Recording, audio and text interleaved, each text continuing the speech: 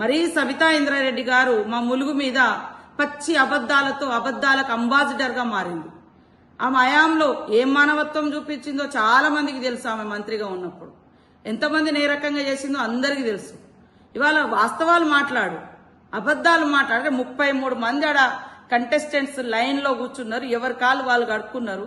ఎవరి నుంచి వచ్చినటువంటి అమ్మాయి తను అత్యుత్సాహంతో ఆమె చేసిన పనికి ప్రభుత్వం అనడానికి సిగ్గనిపించట్లే మీకు?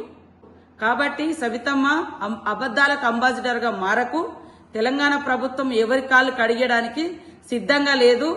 మీలాంటి వాళ్ళు, మీ నాయకులు లాంటి వాళ్ళు తెలంగాణ ప్రజలను అణిచిపెట్టి కాళ్ళు కడిగించుకునే చరిత్ర, కాళ్ళు మొక్కించుకునే చరిత్ర ఆ కుటుంబాలది, ఆ నాయకులది, ఆ దురతనాంది, ఆ దురహంకారంది. కాబట్టి ఇవాళ అబద్దాలకు అంబాసిడర్ గా మారే సవితమ్మ, అదేవిధంగా బీఆర్ఎస్ నాయకులు తప్పుడు ప్రచారం చేసుకోకండి.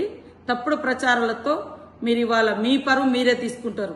32 మళ్ళీ చెప్తున్నా, 33 మందిలో ఒక అమ్మాయి, ఆమె కూడా ఆ ఈవెంట్ మేనేజ్మెంట్ నుంచి వచ్చినటువంటి అమ్మాయి, ఆమె అత్యుత్సాహంగా చేసింది తప్ప ప్రభుత్వం ఎక్కడా చేయలేదు.